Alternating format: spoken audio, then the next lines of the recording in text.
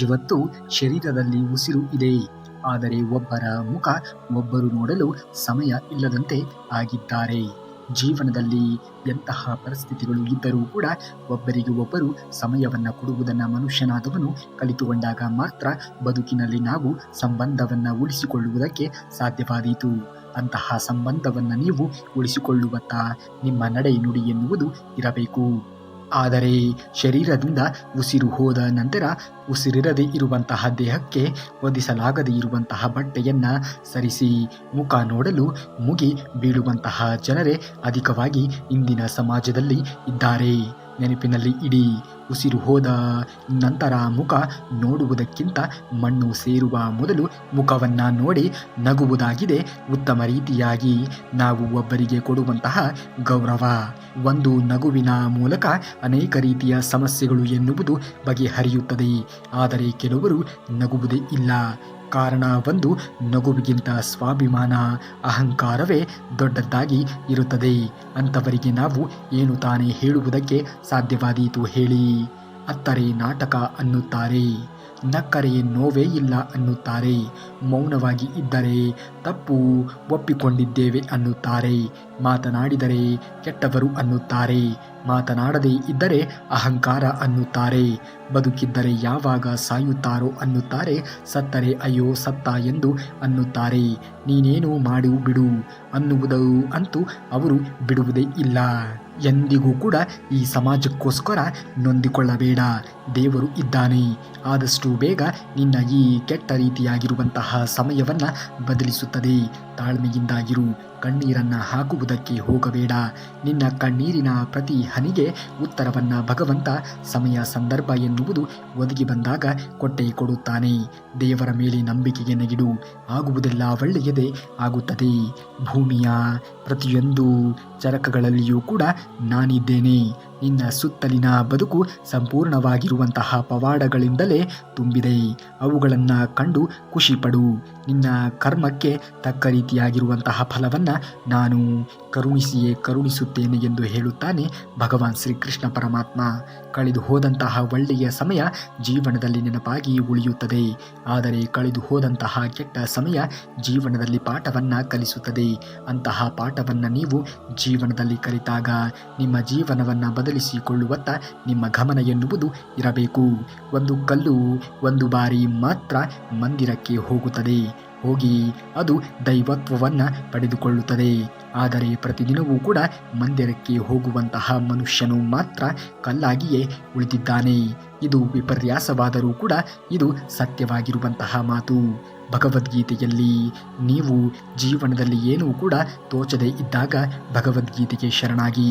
ಅಲ್ಲಿ ಖಂಡಿತವಾಗಿಯೂ ಕೂಡ ನಿಮ್ಮ ಜೀವನವನ್ನೇ ಬದಲಿಸುವಂತಹ ಅಂಶ ಅಲ್ಲಿ ಅಡಕವಾಗಿ ಇದೆ. ದಾರಿಯೇ ಕಾಣುತ್ತಿಲ್ಲ ಎಂದಾಗ ಖಂಡಿತವಾಗಿಯೂ ಕೂಡ ಭಗವದ್ಗೀತೆಗೆ ಶರಣಾಗುವುದನ್ನು ಕಲಿತುಕೊಳ್ಳಿ. ಜೀವನದಲ್ಲಿ ನಿಮಗೆ ಎಂದಾದರೂ ಕೂಡ ಅವಕಾಶ ಸಿಕ್ಕರೆ ನೀವು ಸಾರಥಿಯಾಗಬೇಕೇ ಹೊರತು ಸ್ವಾರ್ಥಿಯಾಗಿ ಬದುಕುವುದಕ್ಕೆ ಹೋಗಲೇಬಾರದು. ನೀನು ಎಲ್ಲಿಯವರೆಗೆ ಭಯವನ್ನು ಪಡುತ್ತಾ ಇರುತ್ತೀಯೋ ಅಲ್ಲಿಯವರೆಗೆ ಬೇರೆಯವರು ನಿನ್ನ ಜೀವನವನ್ನು ನಿರ್ಧರಿಸುತ್ತಲೇ ಇರುತ್ತಾರೆ. ಆದ್ದರಿಂದ ನಿನ್ನ ಭಯವನ್ನು ನಿವಾರಿಸಿಕೊಂಡು ನಿರ್ಭಯವಾಗಿ ಮುನ್ನಡೆಯುವುದನ್ನು ಮನುಷ್ಯನಾದವನು ಕಲಿತುಕೊಂಡಾಗ ಮಾತ್ರ ಮನುಷ್ಯನಾದವನು ಮುಂದೆ ಬರುವುದಕ್ಕೆ ಸಾಧ್ಯವಾದೀತು. ಮನುಷ್ಯನಿಗೆ ಕೆಟ್ಟ ಸಹವಾಸ ಕಲ್ಲಿದ್ದಲು ಇದ್ದಂತೆ. ಕಲ್ಲಿದ್ದಲು ಬಿಸಿಯಾದಾಗ ಕೈಗಳನ್ನು ಸುಡುತ್ತದೆ. ತುಂಬ ತಣ್ಣಗೆ ಇದ್ದಾಗ ಕೈಗಳನ್ನು ತಂಪಾಗಿಸುತ್ತದೆ. ನೀವು ಏನಾದರೂ ಸಾಧನೆಯನ್ನು ಮಾಡಲು ಹೊರಟಿದ್ದರೆ ಏನೇ ಕೆಲಸ ಮಾಡಿದರೂ ಕೂಡ ನಂಬಿಕೆಯಿಂದ ಮಾಡಿ. ಆಗ ಮಾತ್ರ ನೀವು ಯಶಸ್ಸಿನ ಹಾದಿಯಲ್ಲಿ ಮುಂದೆ ನಡೆಯುವುದಕ್ಕೆ ಸಾಧ್ಯವಾಗುವುದು. ಖಂಡಿತವಾಗಿಯೂ ಕೂಡ ಜೀವನದಲ್ಲಿ ನೀವು ಅಂದುಕೊಂಡಿದ್ದೆಲ್ಲವೂ ಕೂಡ ಹಾಗೆ ಆಗುತ್ತದೆ. ಆದರೆ ನಿರಂತರವಾಗಿ ಶ್ರಮ ಪಡುವಂತಹ ಗುಣ ನಿಮ್ಮಲ್ಲಿ ಇರಬೇಕು ಅಷ್ಟೇ. ಕರ್ಮದ ಏಟು ಎನ್ನುವುದು ತುಂಬಾ ಭಯಂಕರವಾಗಿ ಇರುತ್ತದೆ. ನಾವು ಸಂಗ್ರಹಿಸಿ ಇರುವಂತಹ ಪುಣ್ಯ ಯಾವಾಗ ಬೇಕಾದರೂ ಕೂಡ ಮುಗಿದು ಹೋಗುತ್ತದೆ ಎಂದು ನಮಗೆ ತಿಳಿಯುವುದೇ ಇಲ್ಲ. ಆದ್ದರಿಂದ ಯಾರೊಂದಿಗೂ ಕೂಡ ಮೋಸವಾಗಲಿ, ಕಪಟವಾಗಲಿ, ವಂಚನೆ ಆಗಲಿ ಮಾಡಿ ಬದುಕುವುದಕ್ಕೆ ಹೋಗಲೇಬೇಡಿ. ಬದುಕು ನಿಧಾನವಾಗಿ ಪಾಠವನ್ನು ಕಲಿಸುತ್ತದೆ. ನಿನ್ನ ತನವನ್ನು ಅಡವಿಟ್ಟು ಯಾರನ್ನೂ ಕೂಡ ನೀನು ಪ್ರೀತಿಸುವಂತಹ ಅಗತ್ಯವೇ ಇಲ್ಲ. ಏಕೆಂದರೆ ಇಲ್ಲಿ ಯಾರು ಯಾವಾಗ ಬದಲಾಗುತ್ತಾರೆ ಎಂದು ಹೇಳುವುದಕ್ಕೆ ಸಾಧ್ಯವೇ ಇಲ್ಲ ನೋಡಿ. ಅನಿವಾರ್ಯ ಎನ್ನುವುದು ಯಾರಿಗೆ ಯಾರೂ ಕೂಡ ಅಲ್ಲ. ಸ್ವಲ್ಪ ಜನ ನಿಮ್ಮನ್ನ ಇಷ್ಟಪಡುತ್ತಾರೆ, ಇನ್ನು ಸ್ವಲ್ಪ ಜನ ಇಷ್ಟಪಟ್ಟವರಂತೆ ನಟಿಸುತ್ತಾರೆ, ಇನ್ನು ಸ್ವಲ್ಪ ಜನ ತಮ್ಮ ಅವಶ್ಯಕತೆಗಳಿಗಾಗಿ ನಿಮ್ಮನ್ನ ಬಳಸಿಕೊಳ್ಳುತ್ತಾರೆ. ಇಷ್ಟೇ ಈ ಜೀವನ. ಈ ಜೀವನದ ಸತ್ಯವನ್ನು ಅರಿತು ಜೀವನವನ್ನು ನಿರ್ವಹಿಸುವುದನ್ನು ಕಲಿಯಬೇಕು. ಎಲ್ಲರಿಗೂ ಅವರವರ ಸ್ವಾರ್ಥ ಮಾತ್ರ ಮುಖ್ಯ.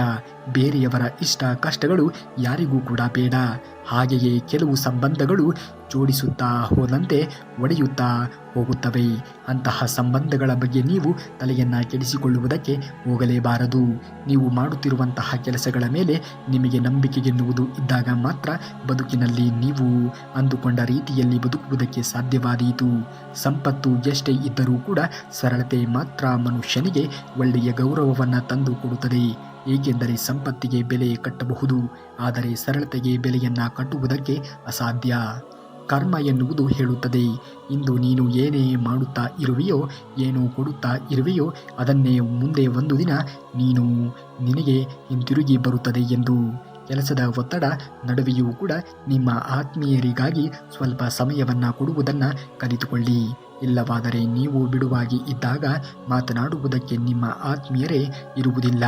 ನಿಮ್ಮ ಜೀವನದಲ್ಲಿ ಅನೇಕ ಬಾರಿ ಸೋಲುಗಳು ಬಂದಿರಬಹುದು, ಆದರೆ ನೀನು ಎಂದಿಗೂ ಕೂಡ ನಿನ್ನನ್ನು ಸೋಲಲು ಬಿಡಬೇಡ. ಎಷ್ಟೇ ಬಾರಿ ನೀನು ಬಿದ್ದರೂ ಕೂಡ ಮತ್ತೆ ಎದ್ದು ನಿಲ್ಲು. ಮುಂದೊಂದು ದಿನ ನಿನ್ನ ಸೋಲುಗಳೇ ನಿನ್ನ ಗೆಲುವಿಗೆ ಸ್ಫೂರ್ತಿಯನ್ನು ನೀಡುತ್ತದೆ. ಯಾವುದಕ್ಕಾಗಿ ಚಿಂತೆ, ಯಾವುದಕ್ಕಾಗಿ ಭಯ, ಏನಾಗುತ್ತದೆಯೋ ಎಂದು ಯೋಚಿಸುತ್ತಾ ಕುಳಿತುಕೊಂಡರೆ ಕಾಲಹರಣವನ್ನು ಮಾಡುವುದರಿಂದ ಏನೂ ಕೂಡ ಆಗುವುದೇ ಇಲ್ಲ. ಮೇಲೊಬ್ಬ ಇರುವನು ನಿನ್ನನ್ನು ಕಾಯುವುದಕ್ಕೆ. ನಿನ್ನ ಕೆಲಸವನ್ನು ಶ್ರದ್ಧೆ ಭಕ್ತಿಯಿಂದ ಮಾಡು. ಏನೇ ಆದರೂ ಕೂಡ ಅದು ನಿನ್ನ ಒಳಿತಿಗಾಗಿಯೇ ಆಗುತ್ತದೆ. ಅದನ್ನು ಗಮನದಲ್ಲಿ ಇಟ್ಟುಕೊಂಡು ಕೆಲಸನ್ಮುಖವಾಗುವುದನ್ನು ನೋಡಬೇಕು. ಆಗಿ ಹೋಗಿರುವುದನ್ನು ಸರಿಪಡಿಸುವುದಕ್ಕೆ ಯಾರಿಂದಲೂ ಕೂಡ ಸಾಧ್ಯವೇ ಇಲ್ಲ. ಪ್ರಯತ್ನ ಎನ್ನುವುದು ನಿರಂತರವಾಗಿ ಪಡು. ಪ್ರಯತ್ನವನ್ನು ಎಂದಿಗೂ ಕೂಡ ನಿಲ್ಲಿಸಬೇಡ. ಅದು ಎಂದಿಗೂ ಕೂಡ ಅಸಾಧ್ಯವಾಗಿರುವುದನ್ನು ಕೂಡ ಸಾಧ್ಯವಾಗಿಸುವಂತಹ ಶಕ್ತಿಯನ್ನು ಈ ಒಂದು ಪ್ರಯತ್ನ ಎನ್ನುವುದು ಒಳಗೊಂಡಿದೆ. ನೀವು ವ್ಯರ್ಥವಾಗಿ ಕಳೆಯುವಂತಹ ಪ್ರತಿಯೊಂದು ಸಮಯವೂ ಕೂಡ ಭವಿಷ್ಯದಲ್ಲಿ ನಿಮ್ಮನ್ನು ನಿಮ್ಮ ಗುರಿಯಿಂದ ದೂರ ಮಾಡುತ್ತದೆ. ಹಾಗಾಗಿ ಸಮಯವನ್ನು ವ್ಯರ್ಥವಾಗಿ ವ್ಯಯ ಮಾಡುವುದಕ್ಕೆ ಹೋಗಲೇಬೇಡಿ. ಸಮಯವನ್ನು ಸರಿಯಾದ ರೀತಿಯಲ್ಲಿ ಸದುಪಯೋಗ ಮಾಡಿಕೊಳ್ಳುವುದನ್ನು ಕಲಿತುಕೊಳ್ಳಿ. ಗಡಿಯಾರ ನಮ್ಮದಾದರೂ ಕೂಡ ಸಮಯ ನಮ್ಮದಾಗುವುದಿಲ್ಲ. ಹಾಗೆಯೇ ಜೀವನದಲ್ಲಿ ಎಲ್ಲವೂ ನಮ್ಮವರಂತೆ ಕಂಡರೂ ಕೂಡ ನಮ್ಮವರಾಗಿ ಇರುವುದಕ್ಕೆ ಸಾಧ್ಯವೇ ಇಲ್ಲ. ಸಮಯ ಸಂದರ್ಭ ಎನ್ನುವುದು ಬಂದಾಗ ಮಾತ್ರ ಯಾರು ನಮ್ಮವರು ಯಾರು ನಮ್ಮವರಲ್ಲ ಎನ್ನುವಂತಹ ಸತ್ಯ ನಮಗೆ ತಿಳಿಯುವುದಕ್ಕೆ ಸಾಧ್ಯವಾದೀತು. ಕೊಟ್ಟ ಮಾತಿಗೆ ಬದ್ಧರಾಗಿ ಇರಿ, ಆದರೆ ಕಣ್ಣೆದುರು ತಪ್ಪು ನಡೆಯುವಾಗ ಅದರ ವಿರುದ್ಧ ಪ್ರತಿಧ್ವನಿ. ಏಕೆಂದರೆ ಪ್ರತಿಧ್ವನಿಸುವುದು ನಿಮ್ಮ ಕರ್ತವ್ಯವಾಗಬೇಕು. ತಪ್ಪನ್ನು ಕಂಡೂ ಕೂಡ ಕಾಣದೇ ಇದ್ದಂತೆ ನೀವು ಇದ್ದರೆ ದೇವರು ಎಂದಿಗೂ ಕೂಡ ನಿಮಗೆ ಒಳ್ಳೆಯದನ್ನು ಕರುಣಿಸುವುದಕ್ಕೆ ಸಾಧ್ಯವೇ ಇಲ್ಲ ನೋಡಿ. ಯಾವಾಗಲೂ ಕೂಡ ಧರ್ಮವೇ ಮೇಲುಗೈಯನ್ನು ಸಾಧಿಸಬೇಕು. ಅಧರ್ಮ ಎನ್ನುವುದು ಸೋಲನ್ನು ಅನುಭವಿಸಬೇಕು. ಅಧರ್ಮ ಎನ್ನುವುದು ಗೆಲುವನ್ನು ಸಾಧಿಸುತ್ತಾ ಇದೆ. ಅದು ನಿಮಗೆ ಗೊತ್ತಿದ್ದರೂ ಕೂಡ ನೀವು ಏನೂ ಮಾಡದೇ ಇದ್ದಲ್ಲಿ ಖಂಡಿತವಾಗಿಯೂ ಕೂಡ ನೀವು ಒಬ್ಬ ಒಳ್ಳೆಯ ವ್ಯಕ್ತಿ, ಪ್ರಾಮಾಣಿಕವಾಗಿರುವಂತಹ ವ್ಯಕ್ತಿ ಆಗುವುದಕ್ಕೆ ಸಾಧ್ಯವೇ ಇಲ್ಲ. ಒಳ್ಳೆಯವರ ಶಾಪ ಒಳ್ಳೆಯದಲ್ಲ. ಕೆಟ್ಟವರು ಕೆಟ್ಟದ್ದು ಮಾಡುವುದಕ್ಕೆ ಶುರು ಮಾಡಿದರೆ ಬರೀ ಕೆಟ್ಟದ್ದು ಆಗಬಹುದು ಅಷ್ಟೇ. ಆದರೆ ಒಳ್ಳೆಯವರು ಕೆಟ್ಟದ್ದನ್ನು ಮಾಡುವುದಕ್ಕೆ ಶುರು ಮಾಡಿದರೆ ಅದು ಭಯಾನಕವಾಗಿ ಇರುತ್ತದೆ. ಒಳ್ಳೆಯವರಿಗೆ ಆಗಿರುವಂತಹ ಮೋಸಕ್ಕೆ ಭಗವಂತನಾಗಿರುವಂತಹ ಶ್ರೀಕೃಷ್ಣ ಪರಮಾತ್ಮನೇ ಸಮಯ ಸಂದರ್ಭ ಎನ್ನುವುದು ಒದಗಿ ಬಂದಾಗ ಸರಿಯಾದ ಉತ್ತರವನ್ನೇ ಕೊಡುತ್ತಾನೆ. ಕೆಟ್ಟ ಜನ ಯಾವಾಗಲೂ ಕೂಡ ನೀನು ಸೋಲಬೇಕು ಎಂದು ಕಾಯುತ್ತಾ ಇರುತ್ತಾರೆ. ಆದರೆ ನೀನು ಸೋಲಿನಲ್ಲಿಯೂ ಕೂಡ ನಗುವುದನ್ನು ಕಲಿತು ಬಿಡು. ಆಗ ಅವರೇ ನಿನ್ನ ಕಣ್ಣೆದುರು ಸೋಲುತ್ತಾರೆ. ಎಷ್ಟು ಓದಿದ್ದೇನೆ, ಎಷ್ಟು ಪದವಿಗಳನ್ನು ಪಡೆದಿದ್ದೇನೆ ಎನ್ನುವುದು ಮುಖ್ಯವಲ್ಲ ನೋಡಿ. ನಿಜವಾದ ಶಿಕ್ಷಣ ಅಂದರೆ ಬೇರೆಯವರೊಂದಿಗೆ ನಮ್ಮ ಮಾತು, ನಮ್ಮ ಸಂಸ್ಕಾರ, ನಮ್ಮ ನಡವಳಿಕೆ ಇವುಗಳೇ ನಮ್ಮ ವ್ಯಕ್ತಿತ್ವವನ್ನು ನಿರ್ಧರಿಸುತ್ತದೆ. ಮಳೆಯಿಂದ ಕೊಚ್ಚಿ ಹೋಗಿರುವಂತಹ ಇರುವೆಗಳನ್ನು ಮೀನುಗಳು ತಿನ್ನುತ್ತವೆ. ಅದೇ ನೀರು ಬತ್ತಿ ಹೋದಾಗ ಸತ್ತು ಹೋಗಿರುವಂತಹ ಮೀನುಗಳನ್ನು ಇರುವೆಗಳು ತಿನ್ನುತ್ತವೆ. ಹೀಗೆ ಸಮಯ ಎನ್ನುವುದು, ಕಾಲ ಎನ್ನುವುದು ಎಲ್ಲರಿಗೂ ಕೂಡ ಬಂದೇ ಬರುತ್ತದೆ. ಆದರೆ ಕಾಯುವಂತಹ ತಾಳ್ಮೆ ನಮ್ಮಲ್ಲಿ ಇರಬೇಕಾದಂಥದ್ದು ಅವಶ್ಯಕ. ಜೀವನದಲ್ಲಿ ಯಾರು ಜೊತೆಗೆ ಇರುತ್ತಾರೆಯೋ ಇಲ್ಲವೋ ಗೊತ್ತಿಲ್ಲ, ಆದರೆ ನಾವು ಮಾಡಿರುವಂತಹ ಪಾಪ ಪುಣ್ಯ ನಮ್ಮನ್ನು ಹಿಂಬಾಲಿಸುತ್ತದೆ. ಅದು ಎಂದಿಗೂ ಕೂಡ ಬಿಡುವುದಕ್ಕೆ ಸಾಧ್ಯವೇ ಇಲ್ಲ. ನೋಡಿ, ಜೀವನದಲ್ಲಿ ಯಾವತ್ತಾದರೂ ಕೂಡ ಸೋತೆನೆಂದು ಅನಿಸಿದ್ದಲ್ಲಿ, ಯಾವ ಮಾರ್ಗವೂ ಕೂಡ ಕಾಣದೆ ಕಂಗಾಲಾಗಿ ಹೋಗಿದ್ದಲ್ಲಿ ಅವಶ್ಯಕವಾಗಿ ಭಗವದ್ಗೀತೆಗೆ ಶರಣಾಗಿ. ಅಲ್ಲೊಂದು ಬೆಳಕು ನೀಡುವಂತಹ ದಾರಿ ಎನ್ನುವುದು ನಿಮಗೆ ಗೋಚರವಾಗುತ್ತದೆ. ಬೇರೊಬ್ಬರಿಗೆ ಕೆಸರು ಎರಚಲು ಹೋದರೆ ಮೊದಲು ನಿನ್ನ ಕೈಗೆ ಕೆಸರಾಗುತ್ತದೆ ಎನ್ನುವುದು ಅರಿವು ಇದ್ದವರಿಗೆ, ಇನ್ನೊಬ್ಬರಿಗೆ ಗಂಧವನ್ನು ಹಚ್ಚಲು ಹೋದವರಿಗೆ ಮೊದಲು ನನ್ನ ಕೈ ಗಂಧವಾಗುತ್ತದೆ ಎನ್ನುವಂತಹ ಅರಿವು ಇದ್ದಾಗ ಜೀವನದಲ್ಲಿ ನೀವು ಕೆಸರನ್ನು ಎರಚುವುದಕ್ಕೆ ಅಥವಾ ಕೆಸರನ್ನು ಎರಚುವಂತಹ ಪ್ರಯತ್ನವನ್ನು ಎಂದಿಗೂ ಕೂಡ ಮಾಡುವುದಕ್ಕೆ ಹೋಗುವುದೇ ಇಲ್ಲ. ಎಂದಿಗೂ ಕೂಡ ಇತರರಿಗೆ ಒಳ್ಳೆಯದನ್ನೇ ಬಯಸಿ, ಆಗ ನಿಮಗೂ ಕೂಡ ದೇವರು ಒಳ್ಳೆಯದನ್ನು ಮಾಡುತ್ತಾನೆ. ಮನಸ್ಸು ನಿಮ್ಮ ಹತೋಟಿಯಲ್ಲಿ ಇಲ್ಲದೆ ಇದ್ದರೆ ಅದು ನಿಮ್ಮ ಜೀವನದ ಅತಿ ದೊಡ್ಡ ಶತ್ರುವಾಗಿ ಬಿಡುತ್ತದೆ. ಹಾಗಾಗಿ ಮನಸ್ಸನ್ನು ಹತೋಟಿಯಲ್ಲಿ ಇಟ್ಟುಕೊಳ್ಳುವುದನ್ನು ಮನುಷ್ಯನಾದವನು ಕಲಿತುಕೊಳ್ಳಬೇಕು. ಮನಸ್ಸು ಖಂಡಿತವಾಗಿಯೂ ಕೂಡ ಒಂದು ಆಯುಧ ಇದ್ದಂತೆ. ನಿರಂತರವಾಗಿರುವಂತಹ ಅಭ್ಯಾಸ ಅಥವಾ ವಿಷಯಗಳ ಮೇಲಿನ ವೈರಾಗ್ಯದಿಂದ ಮಾತ್ರ ಮನಸ್ಸು ಎನ್ನುವುದು ನಾಶವಾಗುತ್ತದೆ. ನಿರಂತರವಾಗಿರುವಂತಹ ಅಭ್ಯಾಸಗಳನ್ನು ಮಾಡಿ, ಆಗ ಖಂಡಿತವಾಗಿಯೂ ಕೂಡ ಮನಸ್ಸನ್ನು ನೀವು ಗೆಲ್ಲುವಲ್ಲಿ ನೀವು ಯಶಸ್ಸನ್ನು ಕಾಣುತ್ತೀರಾ. ಹತೋಟಿ ಇಲ್ಲದೆ ಇರುವಂತಹ ಇಂದ್ರಿಯಗಳು ಗಾಳಿ ದೋಣಿಗಳನ್ನು ಎಳೆದೊಯ್ಯುವಂತೆ ಬುದ್ಧಿಯನ್ನು ದಾರಿ ತಪ್ಪಿಸುತ್ತದೆ. ಜೀವನದಲ್ಲಿ ನೀವು ತೆಗೆದುಕೊಳ್ಳುವಂತಹ ನಿರ್ಧಾರಗಳು ನಿಮ್ಮ ಜೀವನಕ್ಕೆ ಮಾರ್ಗದರ್ಶನವನ್ನು ಕೊಡುವಂತೆ ಇರಬೇಕೇ ವಿನಃ ಯಾರದ್ದೋ ಒಂದು ಜೀವನವನ್ನು ಹಾಳು ಮಾಡುವಂತೆ ಇರಲೇಬಾರದು. ಖಂಡಿತವಾಗಿಯೂ ಕೂಡ ಆಗುವುದೆಲ್ಲ ಒಳ್ಳೆಯದೇ ಆಗುತ್ತದೆ. ಇಂದು ಸಮಸ್ಯೆಗಳು ಬಂದಿದೆ, ಕೆಟ್ಟ ಪರಿಸ್ಥಿತಿ ಉದ್ಭವ ಆಗಿದೆ ಎಂದು ಎಂದಿಗೂ ಕೂಡ ಜೀವನದಲ್ಲಿ ಹೆದರುವುದಕ್ಕೆ ಹೋಗಲೇಬೇಡಿ. ಪ್ರತಿಯೊಂದು ಸಮಸ್ಯೆಗಳ ಹಿಂದೆ ಒಂದು ಖಂಡಿತವಾಗಿಯೂ ಕೂಡ ಒಳ್ಳೆಯ ಅಂಶ ಎನ್ನುವುದು ಇದ್ದೇ ಇರುತ್ತದೆ. ಅದು ಕಾಲ ಸಮಯ ಬಂದಾಗ ಮಾತ್ರ ನಿಮಗೆ ಕಾಣುವುದಕ್ಕೆ ಸಾಧ್ಯವಾದೀತು. ಗಾಳಿ ಇಲ್ಲದ ಜಾಗದಲ್ಲಿ ದೀಪದ ಜ್ಯೋತಿ ಹೇಗೆ ಸ್ಥಿರವಾಗಿ ಇರುತ್ತದೆಯೋ, ಧ್ಯಾನದಿಂದ ಮನಸ್ಸು ಹಾಗೆಯೇ ಸ್ಥಿರವಾಗಿ ಇರುತ್ತದೆ. ನಿಮ್ಮ ಮನಸ್ಸನ್ನು ನೀವು ಸ್ಥಿರವಾಗಿ ಇಟ್ಟುಕೊಳ್ಳಬೇಕು ಅನ್ನುವುದೇ ಆದರೆ ಕೊಂಚ ದಿನದಲ್ಲಿ ಒಮ್ಮೆಯಾದರೂ ಕೂಡ ಧ್ಯಾನ ಮಾಡುವುದನ್ನು ಕಲಿತುಕೊಳ್ಳಿ. ಇದು ನಿಮ್ಮ ಮನಸ್ಸನ್ನು ಕೇಂದ್ರೀಕರಿಸಿಕೊಳ್ಳುವುದಕ್ಕೆ ಸಾಧ್ಯವಾಗುತ್ತದೆ. ಅತಿಯಾದ ಆಸೆ ಮತ್ತು ಕೋಪ ಮನಸ್ಸಿನ ಶಾಂತಿಯನ್ನು ನುಂಗಿ ಹಾಕುವಂತಹ ದೊಡ್ಡ ಶತ್ರುಗಳು ಆಗಿರುತ್ತವೆ. ಹಾಗಾಗಿ ನೀವು ಯಾವುದೇ ಕಾರಣಕ್ಕೂ ಕೂಡ ಕೋಪವನ್ನು ಮಾಡಿಕೊಳ್ಳುವುದಕ್ಕೆ ಹೋಗಲೇಬಾರದು. ಅತಿಯಾದಂತಹ ಕೋಪ ಎನ್ನುವುದು ನಿಮ್ಮನ್ನು, ನಿಮ್ಮ ಮನಃಶಾಂತಿಯನ್ನು ಹಾಳು ಮಾಡುತ್ತದೆ. ಖಂಡಿತವಾಗಿಯೂ ಕೂಡ ನೀವು ಜೀವನದಲ್ಲಿ ಬೆಳವಣಿಗೆಯನ್ನು ಹೊಂದಬೇಕು ಅನ್ನುವುದೇ ಆದರೆ ಮನಸ್ಸಿನಲ್ಲಿ ಶಾಂತಿ ಖಂಡಿತವಾಗಿಯೂ ಕೂಡ ನೆಲೆ ಊರಬೇಕಾಗಿರುವುದು ಅವಶ್ಯಕವಾಗಿ ಇದೆ. ಮನಸ್ಸಿಗಿಂತ ಬುದ್ಧಿ ಶ್ರೇಷ್ಠ. ಆದ್ದರಿಂದ ಯಾವಾಗಲೂ ಕೂಡ ಬುದ್ಧಿಯಿಂದ ಮನಸ್ಸನ್ನು ಆಳಬೇಕು. ಜೀವನದಲ್ಲಿ ಬುದ್ಧಿವಂತಿಕೆಯನ್ನು ಗಳಿಸಿಕೊಂಡಿರುವಂತಹ ವ್ಯಕ್ತಿ ಎಲ್ಲಿ ಬೇಕಾದರೂ ಕೂಡ ಹೋಗಿ ಯಶಸ್ಸನ್ನು ಕಾಣುತ್ತಾನೆ, ಬದುಕುತ್ತಾನೆ. ಸುಖ, ದುಃಖ ಮತ್ತು ಸೋಲು, ಗೆಲುವುಗಳನ್ನು ಸಮಾನವಾಗಿ ಸ್ವೀಕರಿಸುವವ ಮನಸ್ಸು ಎಂದಿಗೂ ಕೂಡ ಕೆಡಕಾಗುವುದಕ್ಕೆ ಸಾಧ್ಯವೇ ಇಲ್ಲ. ಜೀವನದಲ್ಲಿ ಒಳ್ಳೆಯ ಪ್ರಸಂಗಗಳು ನಿಮ್ಮ ಜೀವನದಲ್ಲಿ ಉದ್ಭವ ಆಗುತ್ತದೆ. ಆದರೆ ಅದಕ್ಕೆ ಕೊಂಚ ಸಮಯ ಎನ್ನುವುದು ತೆಗೆದುಕೊಳ್ಳುತ್ತದೆ. ಹೊರಗಿನಿಂದ ಸರಳವಾಗಿ, ಒಳಗಿನಿಂದ ಜಾಣ. ಖಂಡಿತವಾಗಿಯೂ ಕೂಡ ನೀವು ಇಂದಿನ ಪರಿಸ್ಥಿತಿಗಳಲ್ಲಿ ಇದನ್ನು ನೋಡಿದಾಗ ಖಂಡಿತವಾಗಿಯೂ ಕೂಡ ಆಗಬೇಕಾಗಿರುವಂತಹ ಒಂದು ಅವಶ್ಯಕತೆ ಇದೆ. ಹೆಚ್ಚು ಕೇಳುತ್ತಾರೆ, ಕಡಿಮೆ ಮಾತನಾಡುತ್ತಾರೆ. ಬುದ್ಧಿವಂತ ವ್ಯಕ್ತಿಗಳು ಹೆಚ್ಚು ಹೆಚ್ಚು ಪ್ರಶ್ನೆಗಳನ್ನು ಕೇಳುತ್ತಾರೆ, ಆದರೆ ಕಡಿಮೆ ಮಾತನಾಡುವುದಕ್ಕೆ ಪ್ರಯತ್ನವನ್ನು ಪಡುತ್ತಾರೆ. ಬುದ್ಧಿವಂತ ವ್ಯಕ್ತಿಗಳು ಕಲಿಯಲು ಮೂರ್ಖ ಎಂದು ನಟನೆಯನ್ನು ಮಾಡುತ್ತಾರೆ. ಎಲ್ಲಿ ಹೇಗೆ ವರ್ತನೆಯನ್ನು ಮಾಡಬೇಕು ಎನ್ನುವುದು ತುಂಬಾ ಅವರಿಗೆ ಗೊತ್ತಿರುವಂತಹ ಅಂಶಗಳು ಆಗಿರುತ್ತವೆ. ಎಲ್ಲರೂ ಗಾಬರಿಗೊಂಡಾಗ ಅವರು ಶಾಂತವಾಗಿ ಇರುತ್ತಾರೆ. ಬುದ್ಧಿವಂತ ವ್ಯಕ್ತಿಗಳು ಎಂದಿಗೂ ಕೂಡ ಗಾಬರಿಗೊಳ್ಳುವುದಕ್ಕೆ ಹೋಗಲೇ ಇಲ್ಲ. ಖಂಡಿತವಾಗಿಯೂ ಕೂಡ ಅವರು ಶಾಂತವಾಗಿ ಇರುವುದಕ್ಕೆ ಮಾತ್ರ ಪ್ರಯತ್ನವನ್ನು ಪಡುತ್ತಾರೆ. ಮೌನವೇ ಅವರ ತಂತ್ರವಾಗಿರುತ್ತದೆ. ಅವರು ಮೌನವಾಗಿ ಇದ್ದುಕೊಂಡೇ ಎಲ್ಲವನ್ನೂ ಕೂಡ ಸಾಧಿಸುತ್ತಾರೆ. ಅವರ ಒಂದು ನಿಜವಾದ ಶಕ್ತಿಯನ್ನು ಮರೆಮಾಡುತ್ತಾರೆ. ಮಾತನಾಡದೆ ಜನರನ್ನು ಓದಬಲ್ಲರು. ಸರಿಯಾದ ಸಮಯದಲ್ಲಿ ಸತ್ಯವನ್ನು ಪ್ರಸ್ತುತಪಡಿಸುವುದು. ಹೊಗಳಿಕೆಯ ಹಸಿವು ಇರುವುದಿಲ್ಲ. ಕಲಿಯುಗವನ್ನು ಎಂದಿಗೂ ಕೂಡ ನಿಲ್ಲಿಸುವುದಕ್ಕೆ ಹೋಗುವುದೇ ಇಲ್ಲ.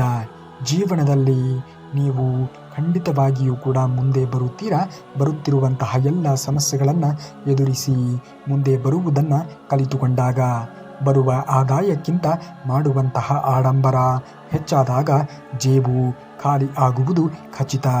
ನಾವು ಎಷ್ಟು ಆದಾಯವನ್ನು ಸಂಪಾದನೆ ಮಾಡುತ್ತೇವೆಯೋ ಅಷ್ಟೇ ನಮ್ಮ ವೆಚ್ಚ ಎನ್ನುವುದು ಇರಬೇಕು. ಅಂದಾಗ ನಾವು ಬದುಕನ್ನು ಕಟ್ಟಿಕೊಳ್ಳುವುದಕ್ಕೆ ಸಾಧ್ಯವಾಗುವುದು. ಆದಾಯಕ್ಕಿಂತ ಮಿಗಿಲಾಗಿ ಹೆಚ್ಚಾಗಿ ನಾವು ಖರ್ಚನ್ನು ಮಾಡಿದಾಗ ನಮ್ಮ ಜೇಬು ಖಾಲಿ ಆಗುತ್ತದೆ ಹಾಗೂ ನಾವು ಮತ್ತೆ ಬಡವರಾಗುವುದಕ್ಕೆ ಶುರುವಾಗುತ್ತೇವೆ. ಲೆಕ್ಕವಿಲ್ಲದೆ ಇರುವಂತಹ ಖರ್ಚು ನಿಮ್ಮ ಇಡೀ ಬದುಕನ್ನೇ ಲೆಕ್ಕವಿಲ್ಲದಂತೆ ಮಾಡುತ್ತದೆ.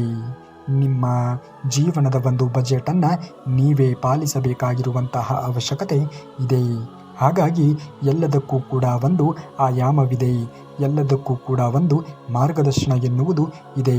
ಎಲ್ಲದಕ್ಕೂ ಕೂಡ ಒಂದು ಗೆರೆಯನ್ನು ಹಾಕಿಕೊಂಡು ಜೀವನವನ್ನು ಮಾಡುವುದನ್ನು ಕಲಿಯಬೇಕು. ಅವಶ್ಯಕತೆ ಇಲ್ಲದೆ ಇರುವಂತಹ ವಸ್ತುಗಳನ್ನು ಖರೀದಿ ಮಾಡುವುದು ಖಂಡಿತವಾಗಿಯೂ ಕೂಡ ಒಳ್ಳೆಯದಲ್ಲ. ನಿಮ್ಮನ್ನು ಮೆಲ್ಲಗೆ ಸಾಲದ ಸುಳಿಗೆ ತಳ್ಳುತ್ತದೆ. ಅಂತಹ ಅವಶ್ಯಕತೆ ಇಲ್ಲದೆ ಇರುವಂತಹ ವಸ್ತುಗಳನ್ನು ಖರೀದಿ ಮಾಡಿದಾಗ ಖಂಡಿತವಾಗಿಯೂ ಕೂಡ ಸಾಲವನ್ನು ಮಾಡಿ ನಮ್ಮ ಅವಶ್ಯಕತೆ ಇಲ್ಲದೆ ಇರುವಂತಹ ವಸ್ತುಗಳನ್ನು ಖರೀದಿ ಮಾಡುವಂತಹ ಅವಶ್ಯಕತೆಯೇ ಇರುವುದಿಲ್ಲ. ಕೆಟ್ಟ ಅಭ್ಯಾಸಗಳು ನಿಮ್ಮ ಆರೋಗ್ಯವನ್ನು ಅಷ್ಟೇ ಅಲ್ಲ, ನಿಮ್ಮ ಐಶ್ವರ್ಯವನ್ನು ಕೂಡ ನುಂಗಿ ಹಾಕುತ್ತದೆ. ಹಾಗಾಗಿ ಕೆಟ್ಟ ಅಭ್ಯಾಸಗಳನ್ನು ಎಂದಿಗೂ ಕೂಡ ಜೀವನದಲ್ಲಿ ಅಳವಡಿಸಿಕೊಳ್ಳುವುದಕ್ಕೆ ಹೋಗಲೇಬೇಡಿ. ಅದರಿಂದ ಎಲ್ಲವೂ ಕೂಡ ಸರ್ವನಾಶವಾಗುತ್ತದೆ. ಬಡ್ಡಿಯ ಮೇಲೆ ಸಾಲ ತರುವುದು ಎಂದರೆ ನಿಮ್ಮ ನೆಮ್ಮದಿಯನ್ನು ನೀವೇ ಮಾರಾಟ ಮಾಡಿದಂತೆಯೇ ಆಗುವುದು. ಹಾಗಾಗಿ ನೆಮ್ಮದಿಯುತವಾಗಿರುವಂತಹ ಜೀವನವನ್ನು ಕಳೆಯಬೇಕು ಮನುಷ್ಯ ಅನ್ನುವುದೇ ಆದರೆ ಈ ಸಾಲ ಎನ್ನುವಂತಹ ಒಂದು ಪಿಡುಗಿನಲ್ಲಿ ಸಿಲುಕಿಕೊಳ್ಳಲೇಬಾರದು. ಎಷ್ಟು ಇರುತ್ತದೆಯೋ ಅದರಲ್ಲಿಯೇ ಬದುಕನ್ನು ಕಟ್ಟಿಕೊಳ್ಳುವುದಕ್ಕೆ ನೋಡಬೇಕು. ಸಂಪಾದನೆಗಿಂತ ಹೆಚ್ಚಾಗಿ ಯೋಚನೆಗಳನ್ನು ಮಾಡುವುದಕ್ಕೆ ಹೋಗಲೇಬಾರದು. ಒಂದು ವೇಳೆ ಯೋಚನೆಗಳನ್ನು ಮಾಡಿದರೂ ಕೂಡ ಅದಕ್ಕೆ ತಕ್ಕ ರೀತಿಯ ಪರಿಶ್ರಮವನ್ನು ಹಾಕಿ ಮನುಷ್ಯನಾದವನು ದುಡಿಯುವುದನ್ನು ನೋಡಬೇಕು. ಹಣದ ಬಗ್ಗೆ ಸರಿಯಾದ ಯೋಚನೆ ಇಲ್ಲದೆ ಇದ್ದರೆ ಎಷ್ಟೇ ದುಡಿದರೂ ಕೂಡ ಕೊನೆಯಲ್ಲಿ ಉಳಿಯುವುದು ಶೂನ್ಯ. ಹಾಗಾಗಿ ಹಣದ ಬಗ್ಗೆ ಯೋಚನೆ ಎನ್ನುವುದು ಇರಲಿ. ಹಣವನ್ನು ಸಂಪಾದನೆ ಮಾಡಬೇಕು ಅನ್ನುವುದೇ ಆದರೆ ಬಹಳಷ್ಟು ಶ್ರಮ ಪಡುವಂತಹ ಅವಶ್ಯಕತೆ ಇದೆ. ಆದರೆ ಅದೇ ಸಂಪಾದನೆ ಮಾಡಿರುವಂತಹ ಹಣವನ್ನು ವ್ಯಯ ಮಾಡಬೇಕು ಅನ್ನುವುದೇ ಆದರೆ 5 ನಿಮಿಷವೂ ಕೂಡ ಸಾಕಾಗುವುದಿಲ್ಲ. ಹಾಗಾಗಿ ಹಣ ಎನ್ನುವುದು ಅಷ್ಟೇ ಅವಶ್ಯಕವಾಗಿದೆ. ಇಂದಿನ ಕಾಲಮಾನದಲ್ಲಿ ನಾವು ನಮ್ಮ ಬದುಕನ್ನು ಕಟ್ಟಿಕೊಳ್ಳಬೇಕು ಅನ್ನುವುದೇ ಆದರೆ ಹಾಗಾಗಿ ಎಲ್ಲವನ್ನ ಪರಿಗಣಿಸಿ ಜೀವನದಲ್ಲಿ ಹಣವನ್ನು ವ್ಯಯ ಮಾಡುವುದನ್ನು ಮನುಷ್ಯನಾದವನು ಕಲಿತುಕೊಳ್ಳಬೇಕು. ಕಷ್ಟ ಪಡದೆಯೇ ಸಿಗುವಂತಹ ನೀವು ಫ್ರೀಯಾಗಿ ಸಿಗುವಂತಹ ಹಣದ ಆಸೆ ನಿಮ್ಮನ್ನು ಅತಿ ದೊಡ್ಡ ಆರ್ಥಿಕ ಅಪಾಯಕ್ಕೆ ಒಡ್ಡುತ್ತದೆ. ಕಷ್ಟಪಡದೆಯೇ ಸಿಗುವಂಥದ್ದು ಯಾವುದು ಕೂಡ ಶಾಶ್ವತವಾಗಿ ಉಳಿಯುವುದಕ್ಕೆ ಸಾಧ್ಯವೇ ಇಲ್ಲ. ಹಾಗಾಗಿ ಹಣವೇ ಆಗಲಿ, ನೆಮ್ಮದಿಯೇ ಆಗಲಿ, ಯಶಸ್ಸೇ ಆಗಲಿ, ಕಷ್ಟಪಡುವುದರಲ್ಲಿ ಮಾತ್ರ ಬದುಕನ್ನು ಅಥವಾ ಹಣವನ್ನು, ನೆಮ್ಮದಿಯನ್ನು ಪಡೆದುಕೊಳ್ಳುವುದಕ್ಕೆ ಸಾಧ್ಯವಾಗಿರುವುದು. ಆರ್ಥಿಕವಾಗಿರುವಂತಹ ಶಿಸ್ತು ಇಲ್ಲದೆ ಇದ್ದರೆ ಲಕ್ಷಾಧಿಪತಿಯೂ ಕೂಡ ಒಂದಲ್ಲ ಒಂದು ದಿನ ಬೀದಿಗೆ ಬರುತ್ತಾನೆ. ಖಂಡಿತವಾಗಿಯೂ ಕೂಡ ಆರ್ಥಿಕವಾಗಿರುವಂತಹ ಶಿಸ್ತು ಎನ್ನುವುದು ತುಂಬಾ ಅವಶ್ಯಕವಾಗಿ ಪ್ರತಿಯೊಬ್ಬರಿಗೂ ಕೂಡ ಬೇಕಾಗಿರುವಂತಹ ಅಂಶ ಆಗಿದೆ. ಅಂತಹ ಅಂಶಗಳು ನಿಮ್ಮ ಜೀವನದಲ್ಲಿ ಪ್ರತಿಯೊಬ್ಬರಿಗೂ ಕೂಡ ಸಿಗಲಿ ಎಂದು ಹರಿಸುತ್ತಾ ನೀವೇನಾದರೂ ಒಂದಿಷ್ಟು ಅಂಶ ಈ ಒಂದು ವಚನಾಮೃತದಿಂದ ಕಲಿತುಕೊಂಡಿದ್ದರೆ ತಪ್ಪದೇ ವಿಡಿಯೋಗೆ ಲೈಕ್ ಮಾಡಿ ಹಾಗೂ ಈ ವಿಡಿಯೋಗೆ ಹೈಪನ್ನು ಮಾಡಿ. ನಾಳೆಯ ಶ್ರೀಕೃಷ್ಣ ಪರಮಾತ್ಮನ ವಚನಾಮೃತದೊಂದಿಗೆ ಮತ್ತೆ ನಿಮ್ಮ ಮುಂದೆ ಭೇಟಿ ಆಗುವವರೆಗೂ ಧನ್ಯವಾದ. ಕರುನಾಡಿಗೆ